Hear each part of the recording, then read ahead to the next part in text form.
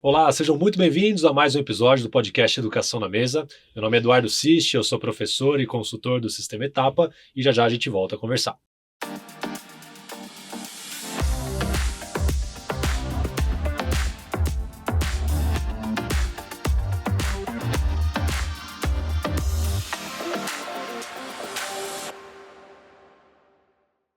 E antes de começar a conversa, queria te convidar para seguir o nosso canal no YouTube, Educação na Mesa. Ative as notificações para você receber as mensagens dos novos episódios.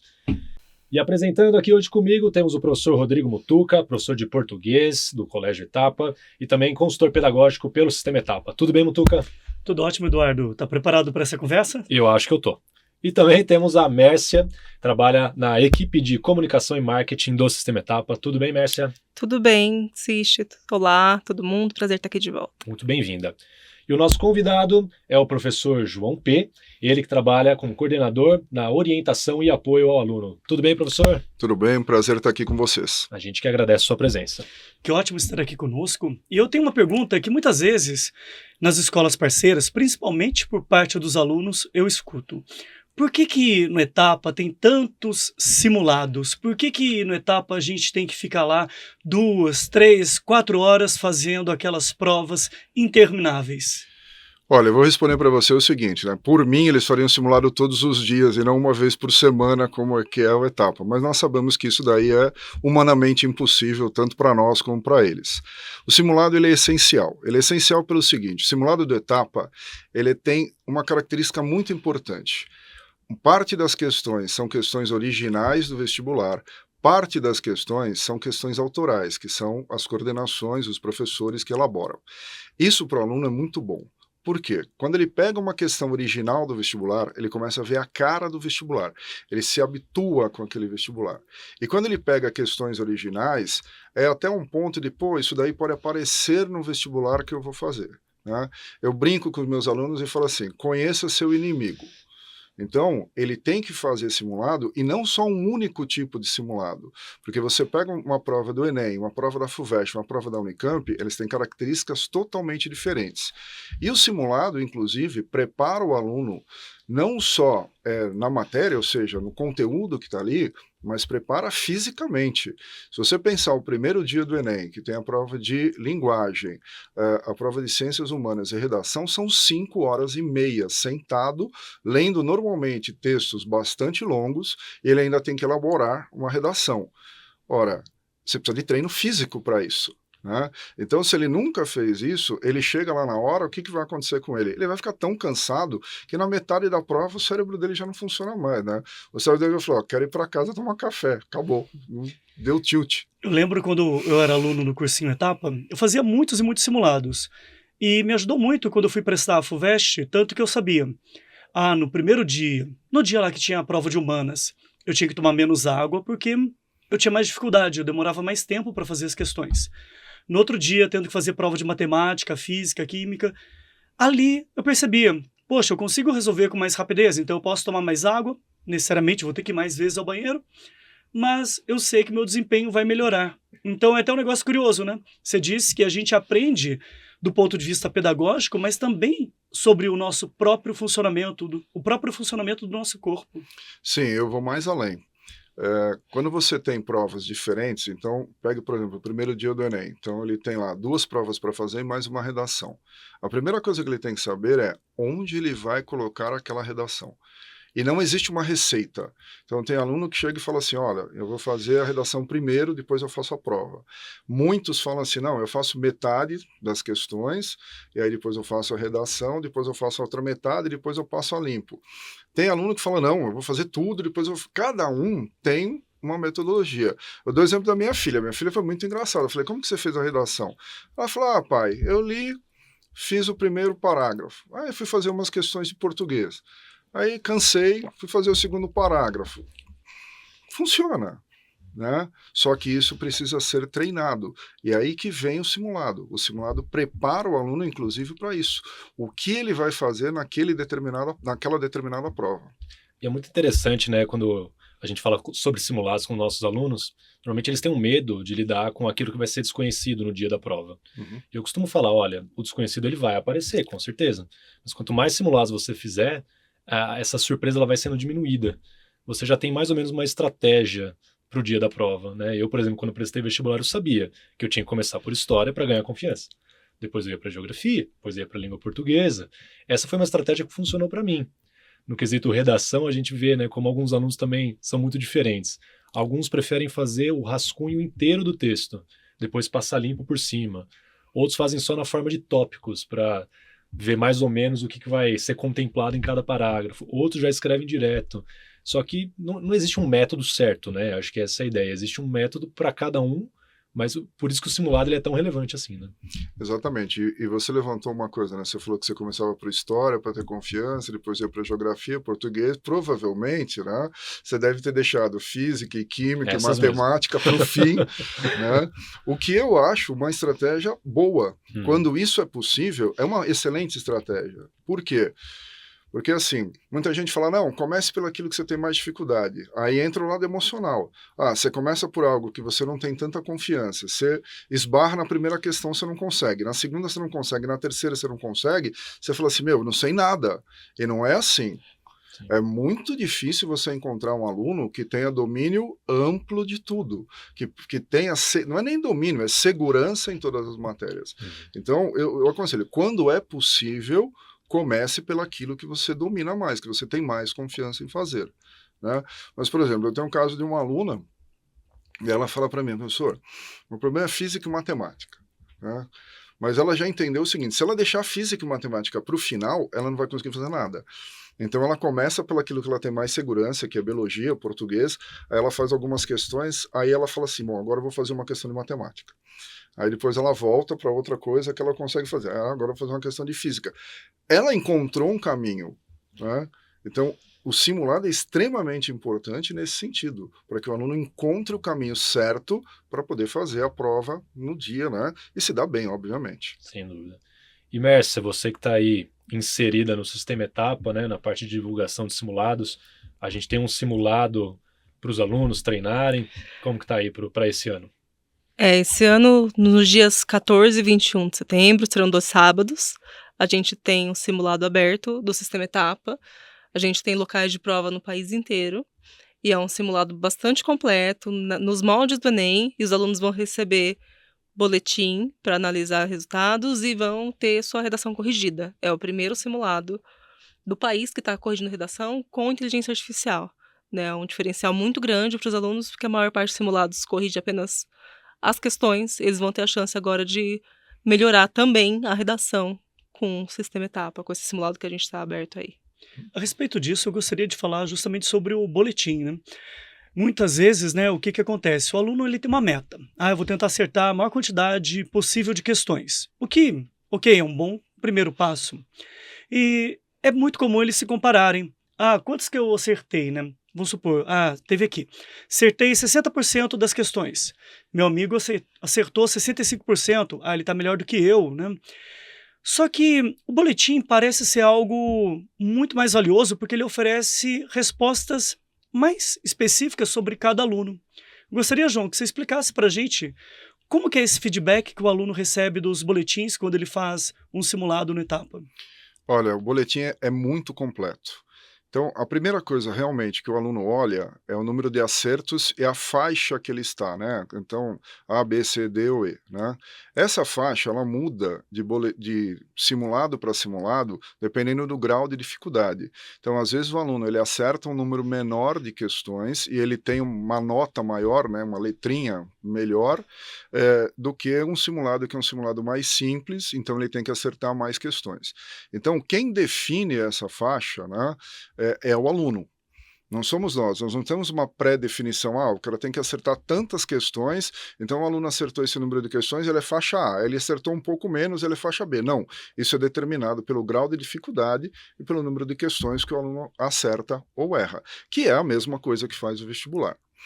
Só que isso é apenas um ponto. E eu falo para os meus alunos, é a última coisa que você tem que olhar, não olhe para a sua letra. Certo? Olhe para o quê? Para o resto do boletim. Porque o restante do boletim ele é muito rico. Ele tem uma comparação naquela questão, se você está melhor ou se você está pior. E uma coisa que eu acho muito importante no nosso boletim, todas as questões que o aluno vem a errar, ela vem marcada qual que é o grau de dificuldade da questão. Então, se ela é uma questão muito fácil, médio, difícil ou muito difícil. E aí vem uma outra coisa interessante, né? Onde que o aluno olha? Ele olha as questões difíceis. Agora vamos entrar no Enem. O Enem verdadeiro, ele trabalha com a TRI, e a TRI, ela privilegia os acertos coerentes. Então, assim, sei lá, pega a prova de matemática, tem 5 questões muito difíceis na prova de matemática, ele vai lá e acerta 5. E tem, sei lá, 10, 12, 15 questões mais fáceis, mais simples, ele erra aquelas, olha, ele não tem coerência, o sistema vê que ele não tem coerência. Então, quando o aluno pega esse boletim e ele vê lá as questões fáceis, médias, difíceis, por onde que ele tem que começar? Ele tem que começar a correção dele olhando para aquelas questões fáceis e muito fáceis que ele errou. Depois que ele entendeu aquilo, ele vai para as médias, para depois ele olhar as difíceis e muito difíceis. E o que eu falo para ele é assim, como que ele avalia a evolução? Então, tem um conjunto de simulados, né, 4 simulados Enem, 4 simulados FUVEST. Como que ele faz essa avaliação? Olhe o número de questões fáceis e muito fáceis que ele errou. À medida que vai passando de um simulado para o outro, esse número vai diminuindo, significa que ele está evoluindo. Porque aí ele não fica na dependência de ter um simulado que foi um simulado mais fácil ou um simulado mais difícil. Então, muitos alunos já entenderam isso daí, que ele tem que olhar o quê? Que tipo de erro ele cometeu. Essa é uma coisa. A segunda coisa que ele tem que fazer com o simulado é ver por que ele errou. Eu faço assim, a divisão, né, do porquê errou em 3 tópicos muito simples. Ele pode ter errado por atenção. Então, ele leu, ele não viu um sinal negativo que tinha lá na equação, tinha um não, ele não viu, estava a ordem decrescente, ele só leu crescente, esqueceu do D e cometeu um erro por falta de atenção. Tá? Um outro que eu considero que é o pior erro que pode ocorrer, é o erro por falta de memória. É aquela assim, nossa, eu estudei isso aqui, eu só não lembro. No dia não vem, né? No dia não vem, sumiu a informação na cabeça dele. E é normalmente quando ele pega o simulado para corrigir, ele olha a questão e fala, nossa, a resposta é isso, vem na hora. Né? Então ele teve ali uma falha na memória. E o outro é o erro por conteúdo ou desenvolvimento. O que é o erro por conteúdo? Caiu alguma coisa que ele não estudou. Certo? Ou um erro de desenvolvimento. Ele conhece o assunto, certo? Mas ele pegou uma questão que tinha um grau de dificuldade maior, ele não conseguiu desenvolver a resposta. Aí, como que a gente corrige isso? De trás para frente. Conteúdo e desenvolvimento, ele vai estudar, ele vai procurar nosso plantão, eventualmente ele vai atrás de um professor, olha, eu não consegui entender isso aqui. Memória vem de uma coisa chamada revisão. O vestibular, ele tem uma característica diferente do ensino médio, por exemplo. Porque no ensino médio, ele tem um conteúdo de matéria e aí ele é avaliado por uma prova. O vestibular não. Ele tem matéria, ele vai fazer uma prova lá na frente. Então, se ele não tiver um sistema bom de fazer revisão, vão acontecer os lapsos de memória. Ele vai lembrar que ele viu aquilo, mas ele não vai conseguir chegar na resposta. E o erro por atenção? O erro por atenção é o erro que ele tem que tomar cuidado na hora da prova.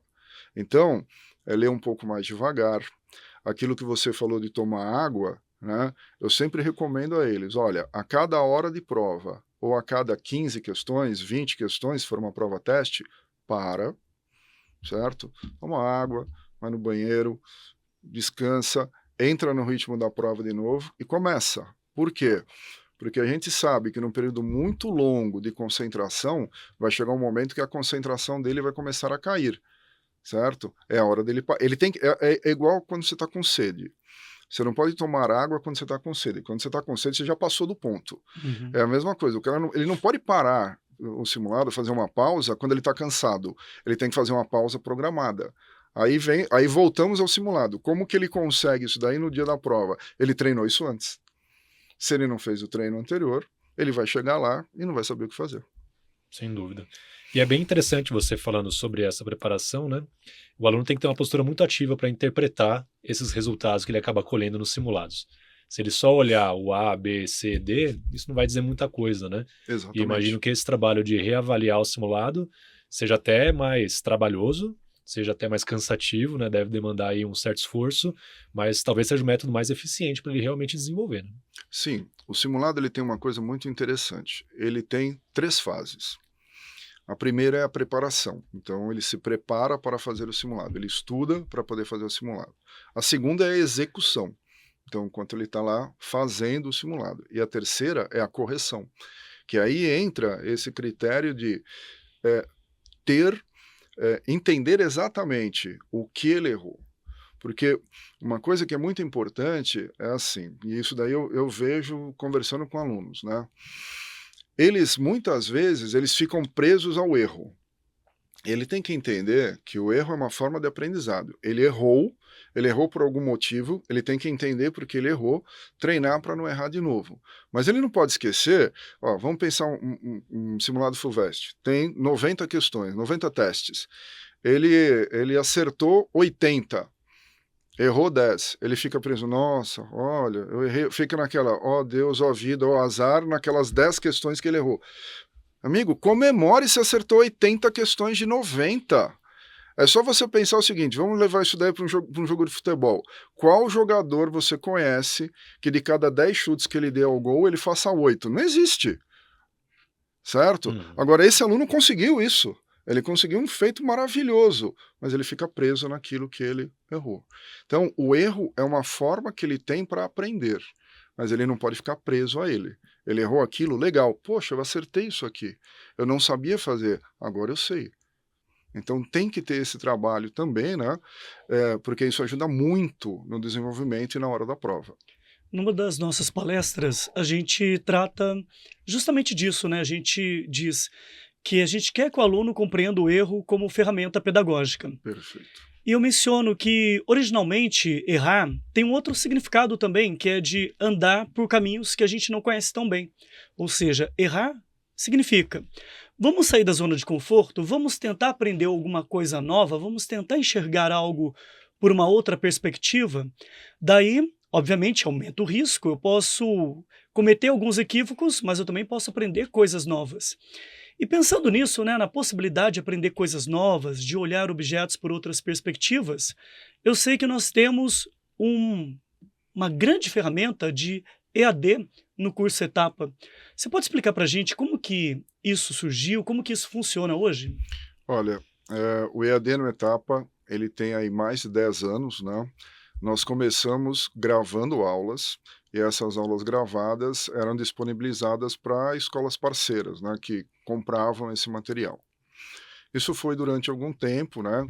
Foi mudando de formato, eram aulas inteiras de 50 minutos, depois foram sendo testes com aulas mais curtas, né? Que gerou inclusive um produto que a gente usa hoje, os nossos alunos também têm acesso, que é o Link Enem, né, que são aulas mais condensadas, mais curtas, focadas em determinados assuntos, uma coisa de acesso rápido e que permite que o aluno, num curto espaço de tempo, consiga aprender algo que ele teve uma dificuldade de absorver na aula. Com a pandemia, o nosso EAD cresceu. Por quê? Eu me lembro exatamente como foi, né? Nós entramos numa segunda-feira, dia 16 de março, chegamos para os alunos, damos a primeira aula e falamos assim, olha, estamos na pandemia, vocês vão ser dispensados e nós vamos disponibilizar uma ferramenta online para você assistir às aulas. Isso era segunda. Terça começamos as gravações, na segunda mesmo começamos as gravações, na quarta-feira começou a ser disponibilizado, e aí aquilo que era para ser a pandemia de, vamos ficar em casa 15 dias, 30 dias, ficamos lá o ano todo fornecendo aulas gravadas. Em 2021, tivemos uma experiência nova, então foi aberta a possibilidade dos alunos virem, então eles faziam inscrição de vir, a maioria continuou em casa. Então nós fizemos aí um online, né, 2020, 2021.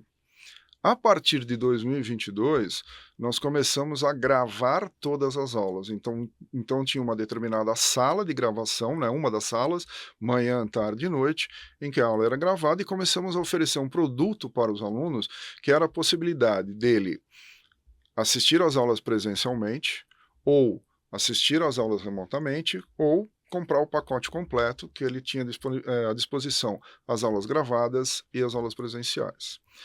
Ora, fizemos uma implementação nova. Então, como que nós estamos funcionando agora? Todas as nossas salas têm sistema de gravação. Então, todas as aulas, manhã, tarde e noite, são transmitidas, né, para os alunos do curso. Então, hoje, o que acontece? O aluno mora fora de São Paulo, ele não tem como vir, mora em Manaus, por exemplo. Ele pode comprar o curso online, ele vai assistir a aula que vai estar sendo transmitida ao vivo, mas essa aula fica gravada caso ele queira ver essa aula novamente, né? Um aluno mora em São Paulo. Então, ele trabalha no sistema híbrido, ele pode, tem dia que se ele quiser, ele pode ir à aula ou não, ele pode assistir isso de casa, e a aula também fica disponível, fica gravada, né? Isso para quem mora em São Paulo é muito importante, você tem uma greve de metrô, tem uma greve de metrô, eu não tenho como chegar no curso, né? Tudo bem, fique em casa, porque nós vamos estar lá dando aula, e essa aula vai ser transmitida, e eles vão poder assistir. Então, é um recurso extremamente valioso. E também, aí eu vou te dar um feedback de uma outra coisa que acontece. Nós temos, né, um curso que ele é uma vez por semana, que ele é focado para faculdades de medicina, né, que é o Projeto Pi. Aqui em São Paulo é na terça e em Valinhos é de quinta-feira, né? Um focado na USP e outro focado na Unicamp. E um aluno me deu um feedback muito interessante. Ele falou, professor, eu assisti uma aula, agora na sala de Física ou de Biologia. E ele falou, eu errei um exercício durante a aula lá e eu não sabia, eu percebi que eu não tinha domínio daquela matéria. Acabou a aula acabava às 6h35, ele foi para a sala de estudos, fone de ouvido, pegou o Wi-Fi, ligou, procurou a aula regular dele que ele teve para assistir a aula novamente, para quê? Para sanar aquela dúvida que ele teve. Então é uma ferramenta extremamente poderosa e interessante para os nossos alunos usarem, né? Do mesmo modo, o Link Enem. Então, você tem lá um produto que é disponibilizado para o aluno tem acesso a ele, é a mesma coisa. Eu assisti uma aula de história, tem alguma coisa ali que eu não consegui absorver. Ele vai lá no Link Enem, ele pode assistir aquela aula num espaço menor, certo? E isso daí vai fazer com que ele melhore. Então, eu sou, assim, no começo, é muito engraçado, né? Quando eu comecei a gravar, eu olhava para cá e falava, meu Deus, tenho que gravar esse negócio aqui, né? Não tem ninguém assistindo a aula. Depois de um tempo, você conversa com a câmera. Uhum. Né? E não é só isso, né? Além desse produto do Link Enem, a gente tem várias aulas gravadas de vários temas diferentes, né? Em história você tem isso, tem a parte de atualidades, enfim, tem muita informação. Em português, a gente tem o ciclo etapa de literatura, onde você tem a análise das obras que são cobradas tanto na FUVEST quanto na Unicamp. Então tem uma série de coisas que são oferecidas para o aluno para dar suporte àquelas aulas presenciais, né? As aulas presenciais não, né? As aulas regulares que ele tem ao longo do ano. Legal, eu pude participar do Link Enem, acho que eu tive a mesma impressão que você, João. A gente quando começa a gravar tem a impressão que tá ali sozinho, né? É uma coisa um pouco esquisita, mas quando você vê o produto pronto, é muito interessante, porque você tem ali uma sequência de 5 videoaulas mais curtas, né? E o aluno ele pode procurar por temas bem específicos. Então, ao invés de ter uma programação inteira de história dos Estados Unidos, ele vai ter aquilo bem fragmentado. Então, lá, crise de 29, né? A Segunda Guerra Mundial. Então, facilita ele procurar e ele vai preenchendo uma trilha, né? Isso. Ele passa por um vídeo, ele vai para um exercício, ele faz uma leitura pequena, vai de novo para um outro exercício. É quase como uma estrutura até gamificada, né? Que ele vai alçando ali posições e no final ele consegue ter uma programação que eu diria que é quase a mesma, né? Em termos de preparação para o Enem, mas ele consegue analisar aqueles conteúdos de uma forma bem diferenciada, né? Eu acho que isso é um salto muito grande. Eu tô aqui mais ouvindo do que falando, mas eu vou ocupar aí o lugar do Rodrigo e do Eduardo. Eu tenho uma pergunta para fazer para os três, na verdade, que vocês três são professores. Vocês sentem que esse auxílio tecnológico das aulas em AD é bem usado pelos alunos? Porque das maiores reclamações que a gente escuta no sistema é que tem medo da distração, né? Que o aluno entra na internet para ver a aula, alguma coisa apita, alguma notificação chega, aí eles se distraem. O que vocês sentem como professores? Olha, eu também tinha esse receio, só que recentemente eu estava no NR, onde teve as Olimpíadas do Sistema, eu conversei lá com alguns alunos, alguns professores, né? E eu tive a grata surpresa de saber que alguns me conheciam porque eles assistem aos vídeos. não na sala de aula, mas em casa, eles pegam a apostila digital e pensam assim, vou dar uma olhada nesse exercício. Aí eles clicam lá e não tem apenas a resolução do exercício, tem uma reflexão sobre. Às vezes, se ele quisesse simplesmente descobrir a resposta, ele conseguiria aquilo ali em 30 segundos, mas ele vê, o vídeo tem 4, 5 minutos, tem toda uma reflexão por trás. Então, claro, né, eu imagino, celular pode ser muito mal usado em sala de aula. E talvez em sala de aula a gente deva tomar um cuidado maior. Só que essas ferramentas, dependendo do modo como elas são utilizadas, elas podem trazer um benefício que talvez a gente nem houvesse previsto. Eu vou na mesma linha, eu acredito que sim, tem muitos benefícios, inclusive sobre o Link Enem, né? Eu lembro quando eu preparei ali a gravação das aulas, eu pensava bastante nisso. Eu tenho que colocar aqui certos artifícios para despertar a atenção do aluno, para ele perceber que vale a pena assistir isso. Porque em sala de aula é muito mais fácil, né? Presencialmente, a gente criar uma relação com o aluno, a gente consegue fazer uma pergunta, ele responde. Na gravação é um pouco diferente. Então, várias das aulas que eu gravei, eu trazia uma imagem, eu trazia análise de um documento, trazia ali um texto que era bem direcionado a uma questão do Enem.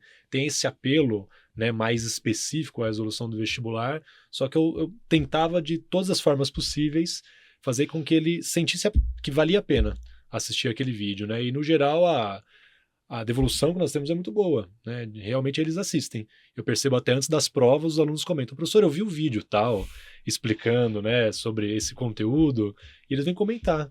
É que às vezes a gente não tem a noção exata do quanto assistem, né? Acho que só o pessoal do EAD vai saber um pouco melhor do que a gente isso. Exatamente.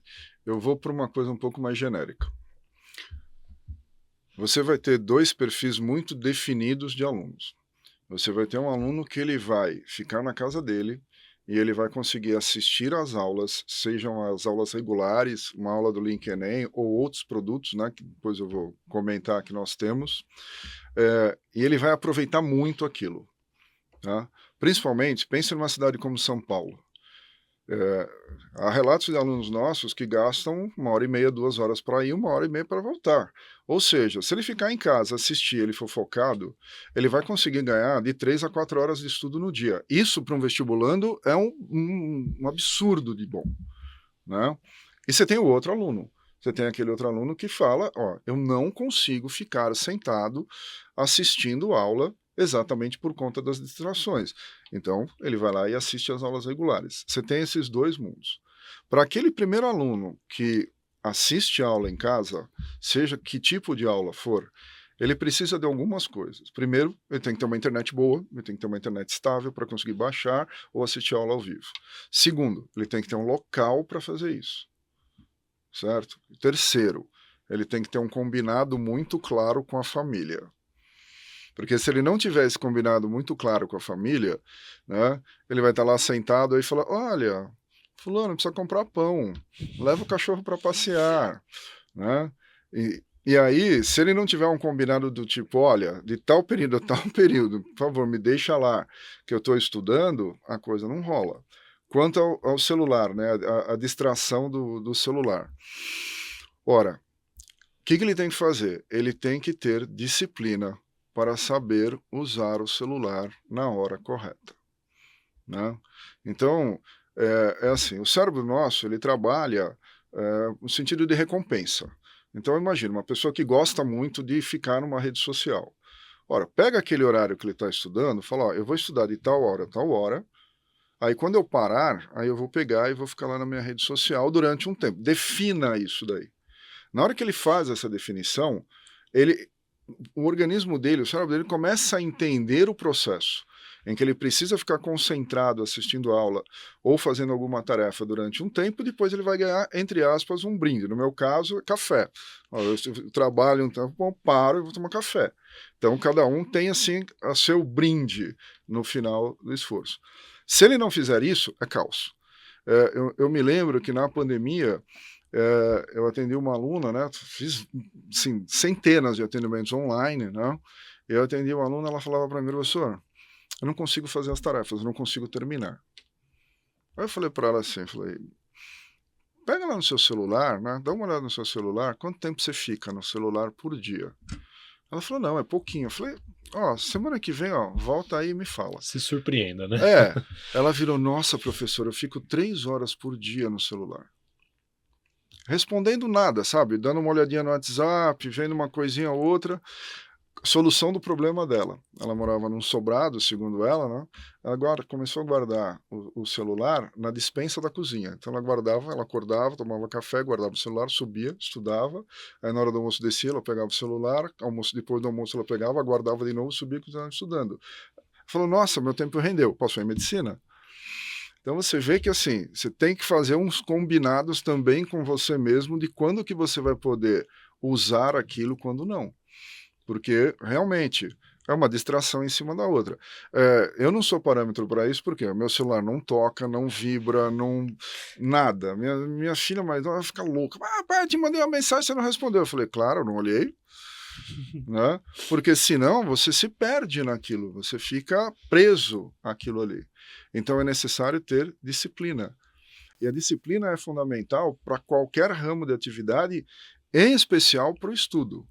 Porque se o aluno ou aluna não for uma pessoa extremamente disciplinada, para ela se perder na montagem de um simples cronograma de estudo, é 1 minuto. Você mencionou o caso dessa menina, e ao mesmo tempo eu lembro que o Eduardo te anunciou aqui dizendo que uma parte do seu trabalho é dando aula, a outra parte do seu trabalho é ajudando os alunos a estudar melhor.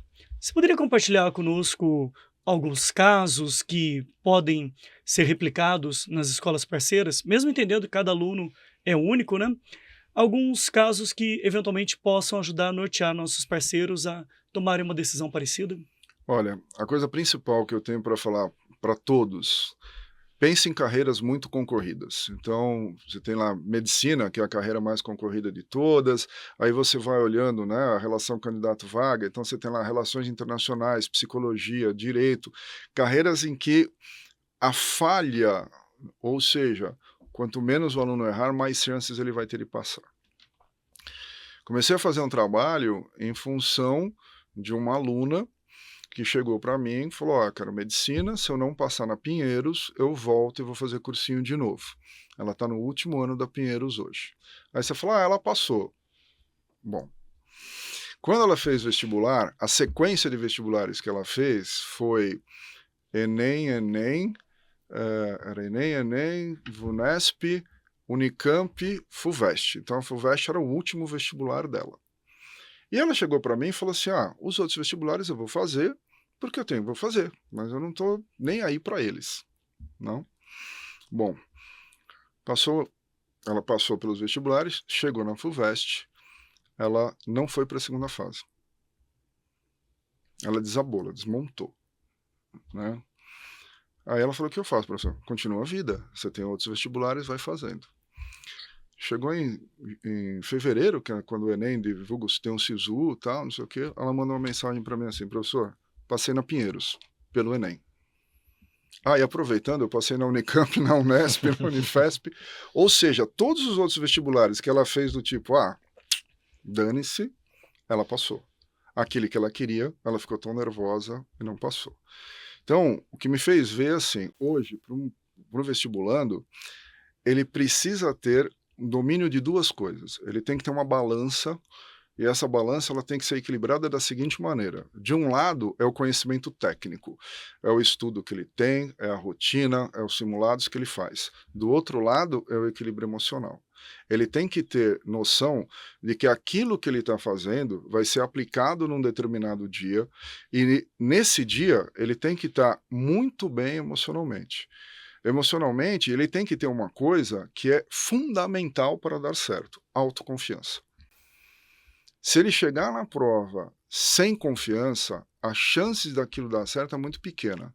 Eu treinei jiu-jitsu durante alguns anos, né? Meu sensei dizia assim, se você entrar no tatame achando que vai ganhar, talvez você perca. Mas se você entrar no tatame com a certeza que vai perder, você vai perder. Uhum. Então, se o aluno, ele tem que ter muito claro isso. E hoje o trabalho que eu faço é uma mescla dessas duas coisas. Então, eu faço análise de simulado com o aluno, a gente traça orientações de estudo. Olha, você está precisando de redação, o que você tem que fazer? Né? E também trabalho com eles, eu não sou psicólogo, não tenho a intenção de ser, mas eu trabalho a parte emocional, que é para mostrar para ele o seguinte, olha, você está trabalhando, você está fazendo o seu trabalho diário, confie nesse trabalho para que na hora da prova, essa confiança te dê um ganho para você fazer a prova com tranquilidade, sem cobrança. E uma coisa que eu percebi, né, pós-pandemia, os alunos eles ficam muito ansiosos com a prova, né? E é aquela coisa, vivo hoje. Ele não sabe o que vai acontecer, né? Então, é fundamental essa dualidade, esse trabalho. E uma outra coisa que o aluno tem que entender, os dias não são todos iguais. Nem todo dia ele vai acordar e falar assim, nossa, eu vou fazer 20 exercícios de matemática em 15 minutos. Não vai acontecer isso. Ele vai oscilar, certo? E nessa oscilação ele tem que entender, aproveite o dia bom, porque pode ser que o dia seguinte você não esteja tão bem. Se você não está tão bem, vai fazer alguma coisa que você gosta. Ah, pô, eu tô lá encrencado com exercício de química, não consigo sair. Pô, mas eu sou muito bom em história. Vai estudar história, certo? Então, essa autoconfiança vem do autoconhecimento. Então, ele tem que se conhecer. A partir do momento que ele se conhece, aí ele começa a entender aonde que está o problema dele, onde que está a questão que ele precisa resolver. Na hora que ele descobre isso daí, ele evolui, ele sobe, né? Eu vou aproveitar e falar de outros 2 produtos, né? Entrando na tua área de redação, a gente tem o Escreve Etapa, e o Escreve Etapa é uma ferramenta fantástica. Por quê? Porque o aluno manda a redação, essa redação ela é corrigida e o aluno pega de volta. E aí vem de novo, né? Como trabalhar com isso, que é igual um simulado, ele recebeu a resposta daquilo. Como que ele trabalha com isso? Pegou a redação, foram apontados os erros dele. A maioria olha e fala, tá bom, olhei. Não, escreva a reação de novo, escreva uma nova redação. Só que na hora que ele escreve uma nova redação, ele fica assim, tá, beleza, o que eu faço com isso, né? Porque eu preciso ter um feedback. Vai no plantão, você foi um plantonista, o plantão no Etapa é uma das melhores coisas que nós temos. Os plantonistas são muito bem treinados, eles são avaliados, ou seja, pode dar um feedback para o aluno de comparação, né? Você pediu um exemplo, eu tinha uma aluna, ela foi para a segunda fase da FUVEST, ela saiu do colégio, foi para a segunda fase da FUVEST, ela tinha feito na redação 23 de 50, né, que é o valor. Ela começou a trabalhar comigo e tal, falei, precisa fazer redação. Ela falou, tenho vergonha de mostrar minha redação. Falei, tá bom, então vamos trabalhando, o semestre inteiro. Em agosto ela chegou para mim e falou assim, entreguei a minha redação. Entreguei uma redação. Falei, nossa, que maravilha, né? Então tá bom, vamos fazer isso aí. Você pega o feedback da redação, reescreve, leva, tal. Ela saiu de 23 para 41 de 50. Ou seja, é algo que funciona. Uma outra coisa que nós temos que também entra na parte de tecnologia do EAD é o Etapa Reforça. O que é o Etapa Reforça? São exercícios, uma parte autorais, outra parte de vestibular, de questões escritas preparatórias para a segunda fase de todas as matérias, todas, química, física, biologia, tem tudo lá, né? E o aluno, ele tem acesso a tudo, mas ele pode escolher. Então também, tem lá essa aula aqui de química vai trabalhar com estequiometria, certo? Então tem lá 6, 8, 10, 12 exercícios em que o professor expõe o exercício, dá um tempo para o aluno resolver, aí ele vai, mostra o esquema da resolução e depois projeta qual seria a resolução que ele coloca no papel, dando a nota, olha, você fez até aqui, você tem um ponto, outro aqui mais outro ponto. Isso daí é excelente para o aluno. Por quê? Porque uma outra dificuldade que ele tem, ele foi para a segunda fase, e aí? Aí, de novo, vem o simulado, ele tem que fazer simulado escrito, ele tem que treinar, ele tem que ter aquilo que eu chamo de linguagem assertiva, né? Simples, clara, direta, objetiva e correta. Se ele não tiver essa linguagem, é assim, ou ele vai escrever muito, ou ele vai escrever pouco. Então é uma outra ferramenta que a gente utiliza para esse tipo de treinamento. Muito bom.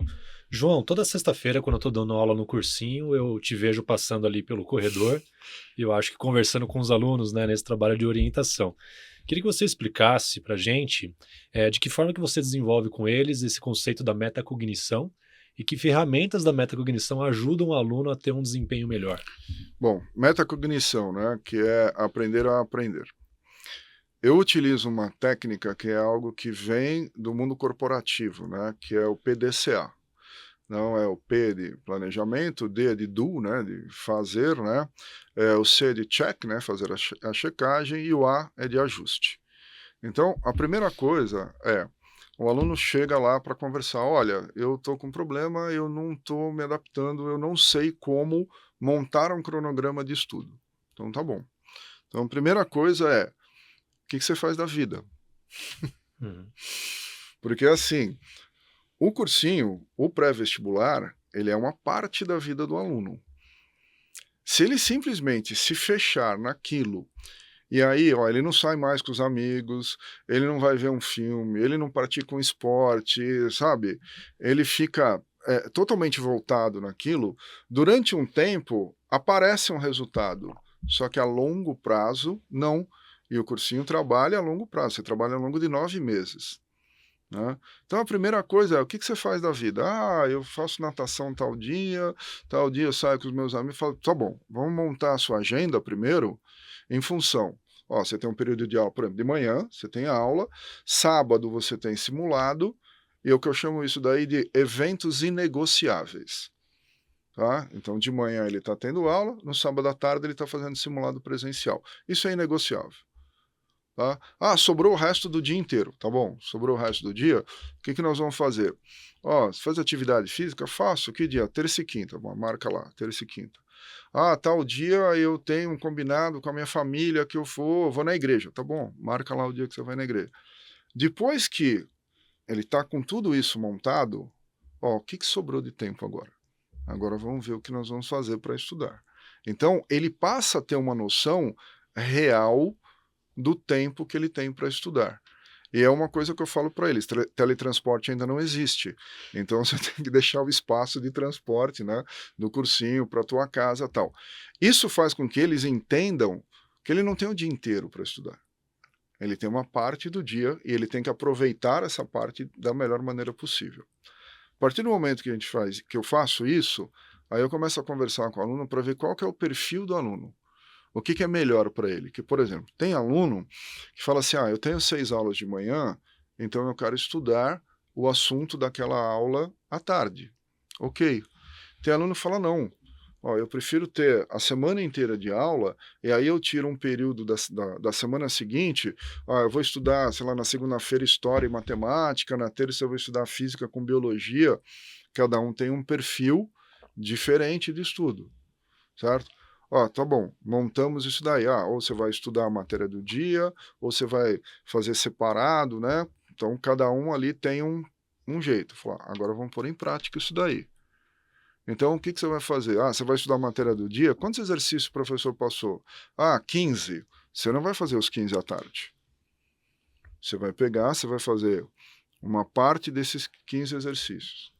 Aí, deixa uma semana, espera uma semana. Pega mais uns 2 ou 3 que sobraram ali, falou.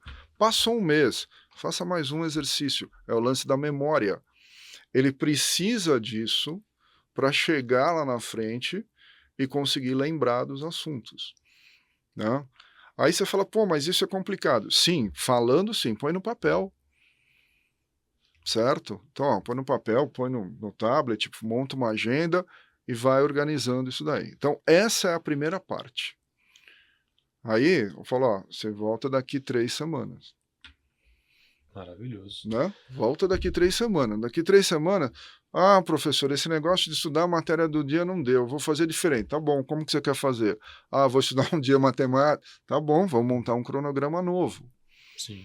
Isso aí vai bem ao encontro do que a gente trabalha também com formação de alunos, né, nas escolas parceiras, quando a gente fala da importância do estudo intercalado e das constantes revisões, né? Isso. E eu vi uma frase num livro que a gente usa como base, que fala que 2 horas de estudo por dia, quer dizer, 15 minutos de estudo por dia, é muito mais eficiente do que concentrar 2 horas no mesmo dia. porque ele vai ter contato com aquilo, né, em diferentes oportunidades. Então vai ter dia que ele vai estar mais disposto, vai ter dia que ele está menos disposto, mas o importante é que ele sempre tenha contato com o mesmo objeto de conhecimento, né? Quanto mais conexões ele estabelecer ao longo aí desse período todo, melhor para a memória de longa duração, né? E você falou uma coisa que é fundamental, estabelecer conexões. Eu dou um exemplo dentro da geografia. Ele está estudando um mapa de clima, um mapa de relevo, um mapa de vegetação. Se ele olhar aquilo separadamente, ele não vai guardar nada. Ele vai guardar aquele que ele acha mais legal. É isso, né? O que ele entendeu melhor, o que ele gosta mais é o que ele vai guardar. Se ele pega um mapa de relevo, ele sobrepõe o clima e joga a vegetação, ou põe a vegetação e põe o clima em cima, ele começa a entender as relações que existem de um com o outro. Vocês em história, eu sei que toda vez que o aluno chega para você e fala, estou com dificuldade, qual é a primeira coisa que você faz? Escreve a linha do tempo. Para se situar, né? Exato. Eu quero a Revolução Industrial foi antes ou depois da Revolução Francesa? Monta aquilo na linha do tempo. Certo? Então, são ferramentas que eles utilizam e são muito importantes nesse sentido. E aí eu volto a falar o lance da disciplina. Porque, ao contrário do que muitos pensam, né, o próprio Renato Russo tinha uma música que ele falava, disciplina e liberdade. Quanto mais disciplinado você for, mais tempo vai sobrar para fazer aquilo que você gosta. Né? É o que eu falo para o aluno, eu falo assim, você não pode ir na base do Zeca Pagodinho, deixa a vida me levar, né? Então, cada dia eu estudo de um jeito e não funciona. Porque ele sendo disciplinado, ele se torna o quê? Mais ágil. Então ele consegue estudar melhor em menos tempo. Ele estudando melhor em menos tempo, consequentemente o dia dele rende mais, a semana rende e sobra tempo para ele fazer aquilo que ele gosta. Na hora que ele consegue equalizar essas coisas, ele começa a ver a evolução dele. O Eduardo mencionou o quanto, né, a gente percebe de alinhamento nessa conversa. Às vezes, numa palestra, eu uso uma frase, né, em tom de brincadeira. Eu digo para os alunos que eu sou uma pessoa muito preguiçosa, então eu trabalho o tempo todo. E eles pensam, como que isso é possível, né? Quando eu trabalho o tempo todo, eu não acumulo trabalho, ou seja, nunca eu vou precisar pegar 3 horas e fazer um trabalho estressante, porque quando eu vou preparar provas, tem vários textos, imagens que eu já salvei no meu celular, então eu já tenho uma fonte. Então, como eu trabalho o tempo todo, na hora que eu preciso montar tudo aquilo, eu gasto menos. E transformando na linguagem dos alunos, uma vez um aluno meu definiu de forma perfeita. Eu perguntei para eles o que seria uma pessoa preguiçosa, porém inteligente. O que uma pessoa preguiçosa, porém inteligente faz na sala de aula? E ele disse, presta atenção, porque aí a gente gasta menos energia depois. E ele deu muita ênfase no inteligente, né? Nem tanto no preguiçoso. Mas ele mostrou, né, uma consciência de como gastar melhor a energia, justamente sabendo, vai ter alguns dias ruins, alguns dias em que ele não vai conseguir estudar tão bem, como você mencionou.